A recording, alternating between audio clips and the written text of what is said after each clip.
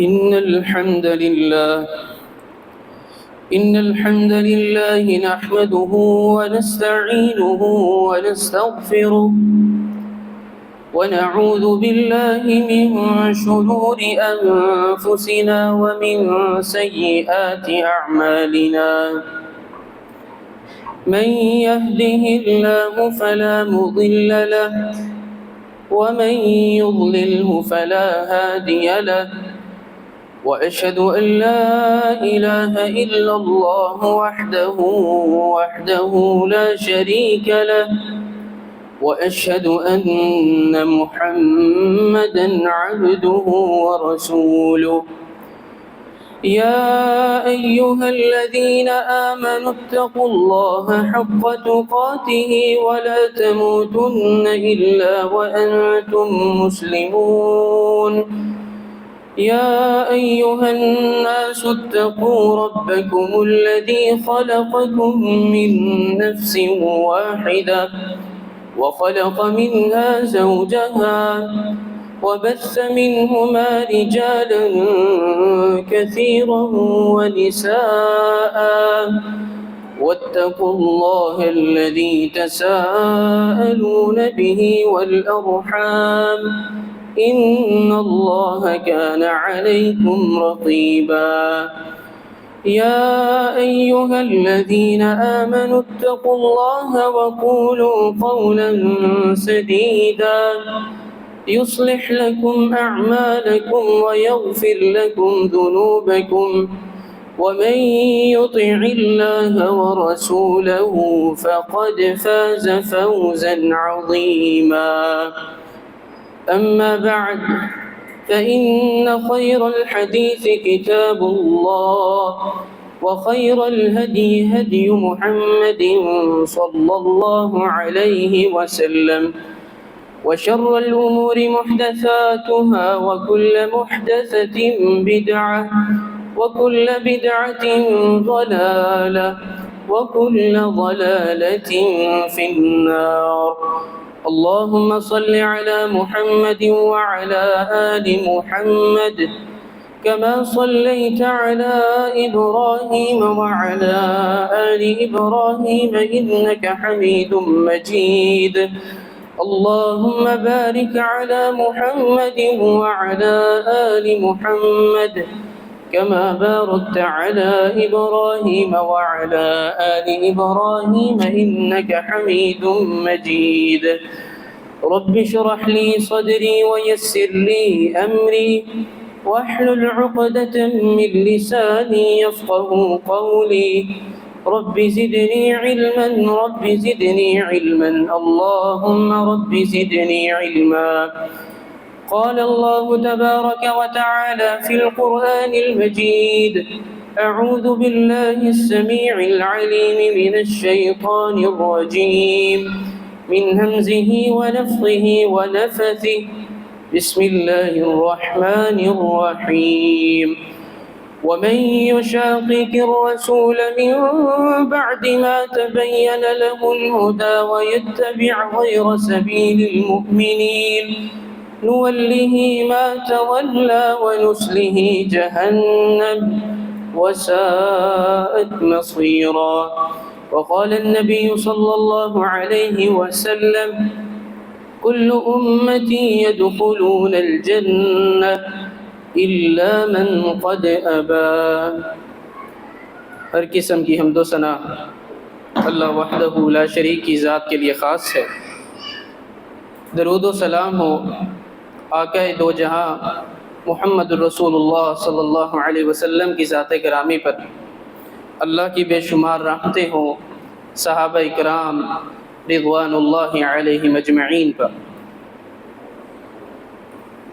अज़ीज़ साथियों, आज इंशाअल्लाह अल्लाह की रहमत और उसकी तौफ़ीक़ से मैं आपके सामने सूरतुल हुजुरात की पहली आयत पर गुफ्तगू करूँगा। सूरतुल हुजुरात ये 26वें पारे में है और ये सूरह मुबारका, इसके अंदर अल्लाह सुब्हानहु व तआला ने माशरे को खूबसूरत बनाने انسان کی سیرت کو خوبصورت بنانے اور اس کے ساتھ ساتھ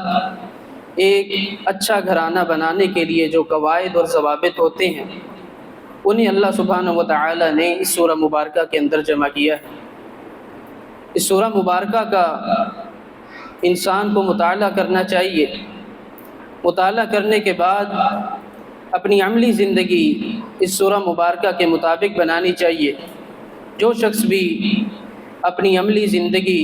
اس سورہ مبارکہ کے مطابق بنائے گا تو وہ بہت سی ذہنی اذیتوں کے ساتھ ساتھ ایسا انسان بن جائے گا کہ جس انسان کو اللہ سبحانہ و تعالی نے کہا ہے کہ دنیا میں رہنا ہے تو اچھے انداز سے رہو، جو بھی اس سورہ مبارکہ کا ترجمہ پڑھ کے عملی زندگی اس کے مطابق بنائے گا وہ شخص معاشرے کے اندر ایک خوبصورت انسان ثابت ہوگا۔ عزیز ساتھیوں، اس سورہ مبارکہ کا نام حجرات ان حجروں کی وجہ سے ہے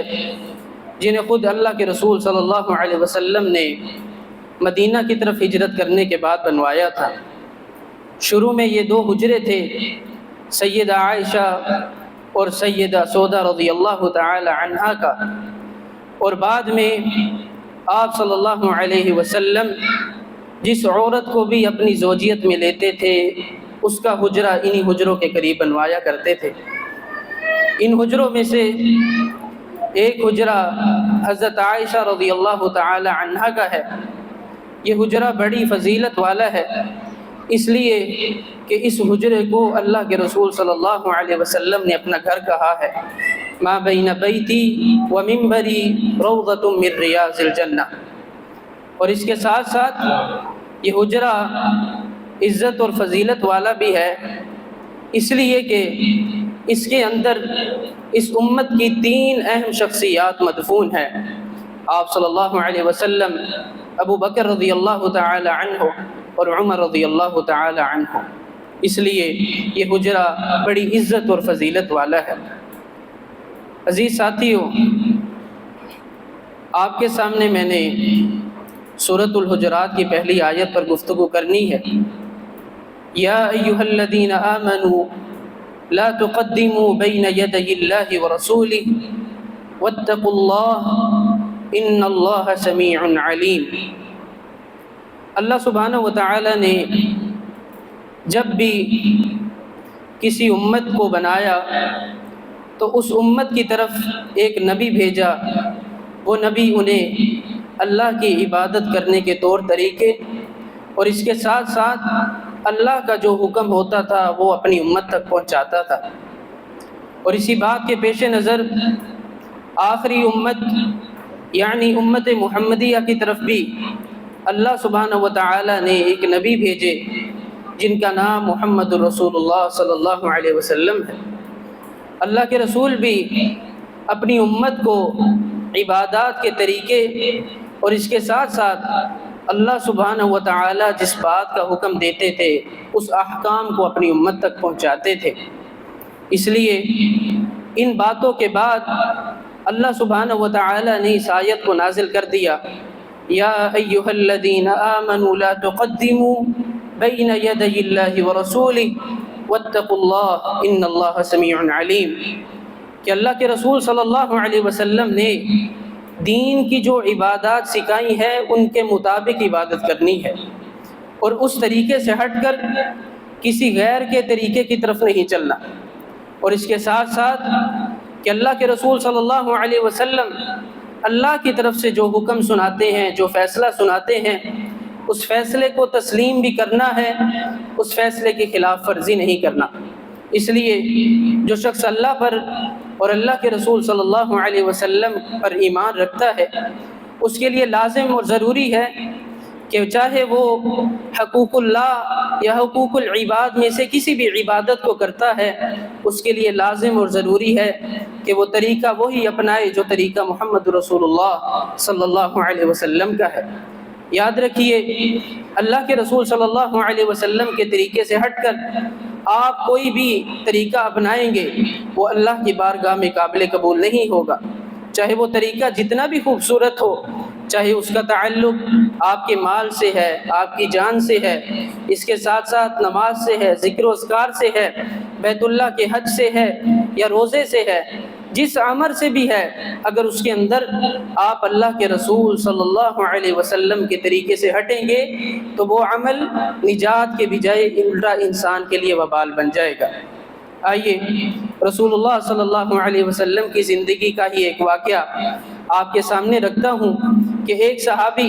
اللہ کے رسول صلی اللہ علیہ وسلم کے طریقے سے ہٹ کر اس نے عمل کیا تو اللہ کے رسول صلی اللہ علیہ وسلم نے اس کو کیا کہا؟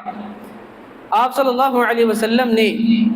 عید الاضحیٰ کے دن خطبہ ارشاد فرمایا اور کہا کہ اب ہم عید کی نماز ادا کریں گے اور اس کے بعد ہم سب لوگ اپنے اپنے گھر جا کر قربانی کریں گے، اور پھر یہ الفاظ کہے فَمَنْ رَغِبَ عَنْ سُنَّتِي فَلَيْسَ مِنِّي، کہ جو شخص بھی ہمارے طریقے سے ہٹ کر کسی اور کے طریقے کی پیروی کرے گا یا ہمارے طریقے سے ہٹ کر کسی اور کے طریقے کو اپنائے گا تو وہ ہم میں سے نہیں، اس کا وہ عمل اللہ کی بارگاہ میں قبول نہیں ہوگا۔ آپ صلی اللہ علیہ وسلم کے دور کے اندر ایک صحابی عید الاضحیٰ کی نماز سے پہلے اپنے جانور کو ذبح کر دیتے ہیں، اور ذبح کرنے کا مقصد کیا ہے کہ سب سے پہلے میرا گوشت میرے صحابہ تک پہنچے تاکہ سب سے پہلے اللہ سبحانہ و تعالی میرے نام اعمال میں ثواب عطا فرمائے۔ سوچ بہت اچھی ہے، لیکن طریقہ رسول اللہ صلی اللہ علیہ وسلم کی تعلیمات کے خلاف ہے۔ آپ صلی اللہ علیہ وسلم کو جب پتہ چلا کہ فلاں صحابی نے عید الاضحیٰ کی نماز سے پہلے ہی اپنا جانور ذبح کر دیا ہے، آپ صلی اللہ علیہ وسلم نے صحابی کو بلایا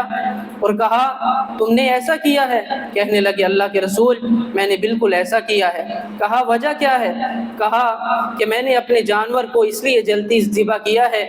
تاکہ گوشت سب سے پہلے صحابہ کے گھروں میں میرا جانا چاہیے اور سب سے پہلے ثواب اللہ سبحانہ و تعالی مجھے دے۔ آپ صلی اللہ علیہ وسلم نے یہ کلمات دہرائے فَمَنْ رَغِبَ عَنْ سُنَّتِي فَلَيْسَ مِنِّي، تم میرے طریقے سے ہٹ گئے ہو لہٰذا تم میں سے نہیں، اس لیے تم کیا کرو، یہ جانور ایک عام قربانی کی مانند ہے، دوبارہ ایک جانور لو اسے قربان کرو، وہ عید الاضحیٰ کے مطابق ہوگا۔ اس لیے عزیز ساتھیو، آپ نماز پڑھیں، روزہ رکھیں، بیت اللہ کا حج کریں، زکوٰۃ دیں، حقوق اللہ حقوق العباد میں سے کوئی عبادت بھی کریں، سب سے پہلے جو چیز لازم اور ضروری ہے وہ یہ دیکھیں کہ کیا یہ میرا عمل اللہ کے رسول صلی اللہ علیہ وسلم کے مطابق بھی ہے۔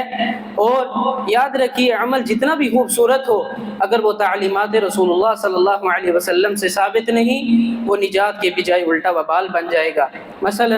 آپ نماز کے اندر ایک رکعت میں 2 سجدے کے بجائے 3 سجدے کر لیں، سجدہ کرنا عبادت ہے، اور سب سے بہترین عبادت اللہ سبحانہ و تعالی فرماتے ہیں کہ سجدے کے اندر انسان سب سے زیادہ میرے قریب ہوتا ہے، لیکن انسان ایک رکعت میں 2 سجدے کے بجائے جب 3 سجدے کرے گا تو تیسرا سجدہ اس کے لیے نجات کے بجائے الٹا وبال بن جائے گا۔ آپ بیت اللہ کا حج لیجئے، بیت اللہ کا حج کر رہے ہیں، 7 چکر کے بجائے 10 چکر لگا لیں، قدم بھی بڑھ رہے ہیں، چکر بھی بڑھ رہے ہیں، لیکن اوپر والے 3 چکر وہ آپ کے لیے نجات کے بجائے الٹا وبال بن جائیں گے۔ اس لیے عزیز ساتھیو، ہمارا دین بڑا خوبصورت دین ہے، ہمارے دین کے اندر ایک ہی رشد و ہدایت والا انسان ہے کہ اسے دیکھنا ہے اور ہدایت حاصل کرنی ہے۔ اس لیے جب بھی کوئی عبادت کرو تو تحقیق کرو کہ کیا میری نماز اللہ کے رسول صلی اللہ علیہ وسلم کی نماز کے مطابق ہے، میرا روزہ اللہ کے رسول صلی اللہ علیہ وسلم کے روزے کے مطابق ہے، میرا حج کرنا، میری زکوٰۃ دینا، حقوق اللہ حقوق العباد میں سے جو بھی نیکی ہے کرنے سے پہلے اس پر غور و فکر ضرور کیا کرو کہ میری یہ عبادت اللہ کے رسول صلی اللہ علیہ وسلم کی تعلیمات کے مطابق بھی ہے۔ عزیز ساتھیو، اللہ کے رسول صلی اللہ علیہ وسلم کے دور کا دوسرا واقعہ، اور یہ واقعہ بتانے کا مقصد ہے کہ ہم اپنی اصلاح کریں، غور و فکر کریں کہ ہماری عبادات صحیح بھی ہیں یا غلط ہیں۔ رسول اللہ صلی اللہ علیہ وسلم کے دور کے اندر 3 صحابی، حضرت علی رضی اللہ تعالی عنہ، حضرت عبداللہ بن عمر اور حضرت عثمان بن مظعون رضی اللہ تعالی عنہ، یہ تینوں حضرت عائشہ رضی اللہ تعالی عنہ کے پاس جاتے ہیں اور جانے کا مقصد کیا ہے کہ ہم رسول اللہ صلی اللہ علیہ وسلم کی ان عبادات کو دریافت کریں جو آپ تنہائی میں کرتے ہیں، یعنی ایسی عبادات جو آپ صلی اللہ علیہ وسلم گھر کرتے ہیں، جنہیں ازواج مطہرات ہی دیکھ سکتی ہیں، ہم نہیں دیکھ سکتے۔ لہٰذا اسی سوچ کے تحت وہ حضرت عائشہ رضی اللہ تعالی عنہا کے پاس جاتے ہیں۔ حضرت عائشہ فرماتی ہیں کہ اللہ کے رسول رات کو اٹھ کر اللہ کا قیام کرتے ہیں، اللہ کے سامنے کھڑے ہوتے ہیں، اس کے ساتھ ساتھ آپ صلی اللہ علیہ وسلم نفلی روزے رکھتے ہیں، اور فرمایا آپ صلی اللہ علیہ وسلم تم سب میں زیادہ عبادت کرنے والے ہیں۔ تینوں نے جب یہ بات سنی کہنے لگے اللہ کے رسول صلی اللہ علیہ وسلم کا تو کوئی گناہ بھی نہیں، اس کے باوجود بھی اللہ کی اتنی عبادت کرتے ہیں، ہم تو گناہوں میں ڈوبے ہوئے، لہٰذا ہمیں تو اور زیادہ اللہ سبحانہ و تعالیٰ کی عبادت کرنی چاہیے۔ اس بات کے پیش نظر ایک صحابی کہتا ہے کہ آج کے بعد میں پوری رات کھڑا ہو کر اللہ کی عبادت کروں گا۔ دوسرے صحابی کہتے ہیں میں آج کے بعد جتنی اللہ سبحانہ و تعالیٰ نے زندگی دی ہے روزانہ ہی روزے رکھوں گا۔ اور تیسرے صحابی نے کہا کہ میں شادی نہیں کروں گا، کیونکہ بیوی اور بچوں کے معاملات کے اندر آ کر ایسا نہ ہو کہ میں اللہ کی عبادت سے غافل ہو جاؤں، لہٰذا میں شادی ہی نہیں کروں گا اور پوری زندگی اللہ کی عبادت کروں گا۔ اب آپ دیکھیے سوچ کتنی اچھی، ایک صحابی کی سوچ ہے کہ میں پوری زندگی نفلی روزے رکھوں گا، ایک صحابی کی سوچ ہے کہ میں پوری رات کھڑا ہو کر اللہ کے سامنے قیام کروں گا، اور ایک صحابی کی سوچ ہے کہ میں پوری زندگی اللہ کی عبادت کروں گا۔ لیکن تینوں ہی اللہ کے رسول صلی اللہ علیہ وسلم کے طریقے سے ہٹ گئے، لہٰذا ان کا عمل اللہ کی بارگاہ میں قابل قبول نہ تھا۔ آپ صلی اللہ علیہ وسلم کو جب اس بات کا پتہ چلا، حضرت عائشہ رضی اللہ تعالی عنہا نے بتایا کہ اس طرح 3 صحابی آئے تھے، انہوں نے آپ کی عبادات کے متعلق دریافت کیا، میں نے انہیں یہ جواب دیا، اس کے بعد ان صحابہ نے یہ فیصلہ کیا۔ آپ صلی اللہ علیہ وسلم نے 3 صحابہ کو بلایا اور کہا کیا تم نے ایسا کہا ہے؟ کہنے لگے اللہ کے رسول بالکل ہم نے ایسا کہا ہے۔ آپ صلی اللہ علیہ وسلم نے کہا میں تم میں سب سے زیادہ اللہ کا عبادت گزار ہوں، میں نے شادیاں بھی کی ہیں، میں تم میں سب سے زیادہ شادیاں کی ہیں، اور اس کے ساتھ ساتھ میں رات کو سوتا بھی ہوں اور رات کو کھڑا ہو کر اللہ کی عبادت بھی کرتا ہوں، میں روزہ افطار بھی کرتا ہوں اور روزہ رکھتا بھی ہوں، یعنی روزہ ترک بھی کر دیتا ہوں اور روزہ رکھتا بھی ہوں، لہٰذا تم تینوں میرے طریقے سے ہٹ گئے ہو، فمن رغب عن سنتی فلیس منی، جو بھی میرے طریقے سے ہٹ کر کسی غیر کے طریقے کی طرف چلے گا وہ مجھ سے نہیں ہے۔ لہٰذا ان تینوں نے اپنی اصلاح کی اور انہوں نے وہی طریقہ اپنایا جو طریقہ رسول اللہ صلی اللہ علیہ وسلم کا تھا۔ اس لیے عزیز ساتھیوں، دونوں واقعات بتانے کا مقصد یہ ہے کہ ہم اپنی اصلاح کریں، غور و فکر کریں، اپنی عبادات کو دیکھیں کیا ہماری عبادات اللہ کے رسول صلی اللہ علیہ وسلم کے مطابق بھی ہیں۔ اس کے ساتھ ساتھ آپ صلی اللہ علیہ وسلم کا فیصلہ جس بات میں جو ہو چکا ہے اسے تسلیم کرنا چاہیے۔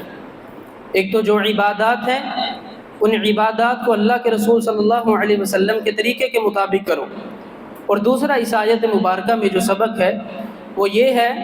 کہ اللہ کے رسول صلی اللہ علیہ وسلم جس بات میں جو فیصلہ کر دیں اسے خوشی خوشی تسلیم کرو، اس کا انکار نہ کرو، اور آپ صلی اللہ علیہ وسلم کے فیصلے کے خلاف اپنا فیصلہ پیش نہ کرو۔ مثلا خوشی کا موقع ہے، غمی کا موقع ہے، نماز کا موقع ہے، دوستوں نے اکٹھے بیٹھنا ہے،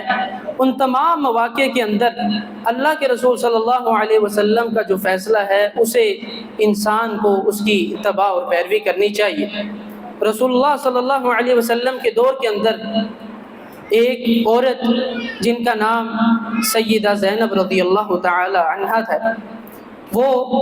آپ صلی اللہ علیہ وسلم کی زوجیت سے پہلے آپ صلی اللہ علیہ وسلم کے آزاد کردہ غلام زید بن حارث کے نکاح میں تھی۔ آپ صلی اللہ علیہ وسلم نے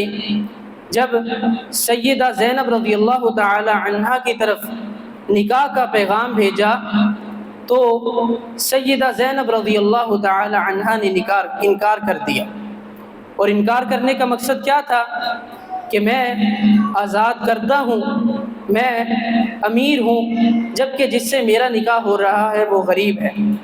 میں ایک سید کی بیٹی ہوں، جبکہ جس سے میرا نکاح ہو رہا ہے وہ ایک غلام کا بیٹا ہے، لہٰذا میں اس نکاح سے انکار کرتی ہوں، میں سیدنا زید بن حارث رضی اللہ تعالی عنہ سے نکاح نہیں کرتی۔ آپ صلی اللہ علیہ وسلم بڑے غمگین ہوئے۔ اللہ سبحانہ وتعالی نے آیات نازل کر دی، وَمَا كَانَ لِمُؤْمِنٍ وَلَا مُؤْمِنَةٍ إِذَا قَضَى اللَّهُ وَرَسُولُهُ أَمْرًا أَن يَكُونَ لَهُمُ الْخِيَرَةُ مِنْ أَمْرِهِمْ وَمَن يَعْصِ اللَّهَ وَرَسُولَهُ فَقَدْ ضَلَّ ضَلَالًا مُبِينًا۔ کسی بھی مومن مرد اور مومن عورتہ کے لیے، مومن مرد اور مومنہ عورت کے لیے یہ لائق نہیں کہ جب اللہ کے رسول صلی اللہ علیہ وسلم جس بات میں جو فیصلہ کر دے وہ اس میں کچھ اختیار کرے، اور جو آپ صلی اللہ علیہ وسلم کے فیصلہ ہو جانے کے بعد نافرمانی کرتا ہے فقد ضل ضلالا مبینا، اس کے لیے کھلی گمراہی ہے۔ آپ اپنے معاشرے کے اندر نظر دوڑائیے، کتنے ہی ایسے معاملات ہیں جن کے اندر ہمیں پتہ ہے کہ اللہ کے رسول صلی اللہ علیہ وسلم کا یہ فیصلہ ہے، اس کے باوجود بھی ہم نافرمانی کرتے ہیں۔ نافرمانی آپ کرتے رہیے، اللہ سبحانہ وتعالی آپ کو پکڑے گا نہیں، لیکن دنیا میں ہی اعلان کر دیا ہے فقد ضل ضلالا مبینا۔ وہ شخص اپنے آپ کو جتنا بھی ہدایت گزار کہتا رہے، بڑا خود کو مبلغ اور اس کے ساتھ ساتھ شیخ الحدیث کہتا رہے، لیکن وہ اللہ کے رسول صلی اللہ علیہ وسلم کے فیصلے سے ہٹ کر کوئی فیصلہ پیش کرتا ہے فقد ضل ضلالا مبینا، تو وہ کھلی گمراہی میں ہے۔ اس لیے دو ہی باتیں ہیں پہلی آیات کے اندر کہ جو عبادت کرنی ہے وہ رسول اللہ صلی اللہ علیہ وسلم کے طریقے کے مطابق کرنی ہے، اور دوسری چیز کہ جس بات میں جو رسول اللہ صلی اللہ علیہ وسلم نے فیصلہ کیا ہے اسے خوشی خوشی تسلیم کرنا ہے، اس کا انکار نہیں کرنا، اور آپ صلی اللہ علیہ وسلم کے فیصلے کے خلاف اپنا فیصلہ پیش نہیں کرنا۔ عزیز ساتھیو، تیسری اور آخری بات اس آیت مبارکہ کے اندر واتقوا اللہ، اللہ سے ڈرو۔ قرآن پاک میں تقریباً 55 مرتبہ آیا ہے اللہ سے ڈرو، واتقوا اللہ، فاتقوا اللہ، اتقوا اللہ۔ یہ قرآن پاک میں مختلف مقامات پر 55 مرتبہ آیا ہے اللہ سے ڈرو، اللہ سے ڈرو، اللہ سے ڈرو۔ تقویٰ کا لغوی معنی ہے بچنا اور ڈرنا، اور تقویٰ کہتے کس کو ہیں کہ جس بات کا اللہ سبحانہ وتعالی نے حکم دیا ہے اس حکم کو مان لینا، اور جس بات سے روکا ہے اس سے رک جانا، یہی تقویٰ ہے۔ اور آسان الفاظ میں کہ نیکی کو نیکی کے جاننے کے بعد اسے اپنا لینا، اور گناہ کو گناہ جاننے کے بعد اسے ترک کر دینا، یہی نیکی ہے۔ اس لیے تقویٰ بڑی اہمیت اور فضیلت کا حامل ہے۔ تقویٰ انسان اس کی بڑی کوشش کرنی چاہیے کہ تقویٰ اس کے دل کے اندر پیدا ہونا چاہیے، اس لیے کہ اللہ سبحانہ وتعالی حدیث مبارکہ میں رسول اللہ صلی اللہ علیہ وسلم کی زبانی فرماتے ہیں ان اللہ لا ينظر الى صورکم واموالکم ولكن ينظر الى قلوبکم واعمالکم۔ اللہ کی نظر نہ تمہاری صورتوں پر ہے اور نہ تمہارے مالوں پر ہے، بلکہ اللہ کی نظر تمہارے دلوں پر ہے اور تمہارے اعمال پر ہے۔ اور دلوں پر نظر کا مقصد یہی ہے کہ انسان کے دل کے اندر اللہ سبحانہ وتعالی کا ڈر پیدا ہونا چاہیے۔ اللہ سبحانہ وتعالی نے جتنے بھی انبیاء بھیجے ان انبیاء کی دعوت و تبلیغ میں یہ بات شامل تھی فاتقوا اللہ واطیعون، اللہ سے ڈرو اور میری اطاعت کرو۔ اور آج کی آیت مبارکہ کے اندر بھی یہی ہے فاتقوا اللہ واطیعون، اللہ سے ڈرو اور رسول اللہ صلی اللہ علیہ وسلم کی اطاعت کرو۔ جتنے بھی انبیاء تھے، مثلا قوم سمود کی طرف صالح علیہ السلام کو بھیجا گیا، انہوں نے بھی اپنی قوم کو کہا فاتقوا اللہ واطیعون، اللہ سے ڈرو میری اطاعت کرو۔ لوط علیہ السلام انہیں ان کی قوم کی طرف بھیجا گیا تو لوط علیہ السلام نے بھی اپنی قوم کو یہی کہا فاتقوا اللہ واطیعون۔ نوح علیہ السلام کو ان کی قوم کی طرف بھیجا گیا، انہوں نے بھی کہا فاتقوا اللہ واطیعون۔ ابراہیم علیہ السلام کو ان کی قوم کی طرف بھیجا گیا تو انہوں نے بھی اپنی قوم کو کہا فاتقوا اللہ واطیعون، اللہ سے ڈرو اور میری اطاعت کرو۔ تقویٰ یہ بہت لازم اور ضروری ہے۔ ہم جتنی بھی عبادات کرتے ہیں ان کا مقصد تقویٰ ہے۔ مثلا نماز پڑھتے ہیں تو نماز پڑھنے کا مقصد تقویٰ ہے۔ ان الصلاۃ تنہی عن الفحشاء والمنکر ولذکر اللہ اکبر۔ نماز پڑھنے کا مقصد یہ ہے کہ انسان فحاشی، بے حیائی، برے کاموں سے رکا رہے، اور یہ اس وقت ہی ہوگا جب انسان کے دل میں اللہ کا ڈر ہوگا، تقویٰ ہوگا۔ ہم قربانی کرتے ہیں، قربانی کا مقصد بھی یہی ہے، یا ایھا الذین آمنوا لن ینال اللہ لحومها ولا دماؤها ولکن ینالہ التقوی منکم۔ قربانی کا مقصد بھی یہی ہے کہ تمہارے دلوں کے اندر اللہ کا ڈر پیدا ہونا چاہیے۔ ہم روزہ رکھتے ہیں، روزہ کا مقصد بھی یہی ہے کہ ہمارے دلوں کے اندر اللہ سبحانہ و تعالی کا ڈر پیدا ہونا چاہیے۔ یا ایھا الذین آمنوا کتب علیکم الصیام کما کتب علی الذین من قبلکم لعلکم تتقون۔ اس کے ساتھ ساتھ مسجد بنانے کے لیے بھی اللہ سبحانہ و تعالی نے کہا ہے کہ تمہارے دلوں کے اندر تقویٰ پیدا ہو۔ اس لیے جو بھی عبادت ہے، چاہے اس عبادت کا تعلق حقوق اللہ سے ہے یا حقوق العباد سے ہے، اس کا مقصد یہی ہے کہ ہمارے دلوں کے اندر اللہ کا ڈر پیدا ہونا چاہیے۔ عزیز ساتھیوں، تقوی کے حوالے سے صرف ایک حدیث ہی آپ کے سامنے رکھتا ہوں۔ رسول اللہ صلی اللہ علیہ وسلم نے فرمایا، حضرت صوبان بیان کرتے ہیں کہ قیامت کے دن کچھ لوگ آئیں گے، ان کی نیکیاں تہامہ پہاڑ کے مانند ہوں گی، بڑی بڑی نیکیاں، لیکن فجعلناہ وباء منصورا، اللہ سبحانہ و تعالی انہیں راکھ بنا کر اڑا دے گا۔ اور کیوں بنائے گا؟ ان کا گناہ کیا ہوگا؟ رسول اللہ صلی اللہ علیہ وسلم نے فرمایا کہ جب بھی وہ تنہائی میں جائیں گے، اللہ سبحانہ و تعالی کی حدوں کو پامال کریں گے۔ تنہائی کے اندر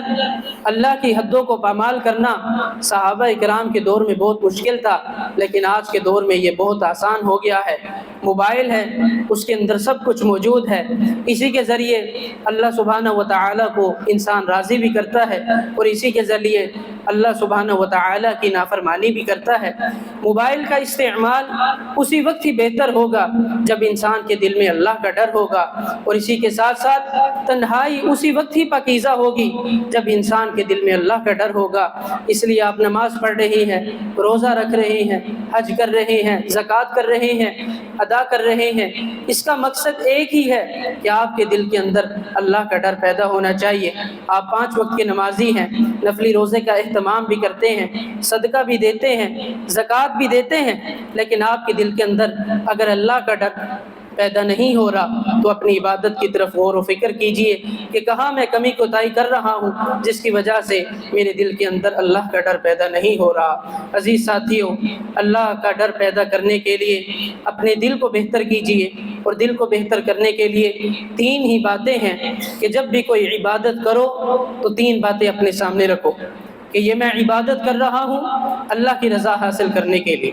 میں یہ عبادت کر رہا ہوں تاکہ میں اللہ سبحانہ و تعالیٰ کا دیدار کروں، اور میں یہ عبادت کر رہا ہوں تاکہ میں جنت میں داخل ہو جاؤں۔ جب بھی یہ 3 باتیں رکھ کر کوئی عبادت کرو گے تمہارا دل خوبصورت ہوگا، اور جب آپ کا دل خوبصورت ہوگا تو دل میں اللہ سبحانہ و تعالیٰ کا ڈر پیدا ہوگا، اور جب دل میں اللہ کا ڈر پیدا ہوگا تو عبادات کا جو مقصد ہے وہ مقصد پورا ہو جائے گا۔ اس لیے میں خلاصہ یہی بیان کروں گا اس آیات کے اندر کہ اللہ سبحانہ و تعالی نے اس آیت مبارکہ کے اندر 3 ہی باتوں کا حکم دیا ہے کہ اللہ کے رسول صلی اللہ علیہ وسلم کی اطاعت کرو، اس کے ساتھ ساتھ اللہ کے رسول صلی اللہ علیہ وسلم دین اور دنیا کے معاملات کے اندر جس بات کا حکم دیتے ہیں اس کو مانو، اور تیسرا اپنے دلوں کے اندر اللہ سبحانہ و تعالی کا ڈر پیدا کرو۔ میں اللہ سبحانہ و تعالی سے دعا گو ہوں جو سنا سنایا اس پر عمل کرنے کی توفیق عطا فرمائے۔ اللہ سبحانہ و تعالی ہمارے دلوں کے اندر پکا سچا اپنا ڈر پیدا کرنے کی توفیق عطا فرمائے۔ اللہ سبحانہ و تعالی ہمیں وہ عبادات کرنے کی توفیق عطا فرمائے جو عبادات رسول اللہ صلی اللہ علیہ وسلم سے منقول ہیں۔ ہمیں اللہ سبحانہ و تعالی رسول اللہ صلی اللہ علیہ وسلم کی نافرمانی اور آپ صلی اللہ علیہ وسلم کے طریقے سے ہٹ کر کوئی بھی عبادت کرنے سے محفوظ رکھے۔ وآخر دعوایا ان الحمد للہ رب العالمین۔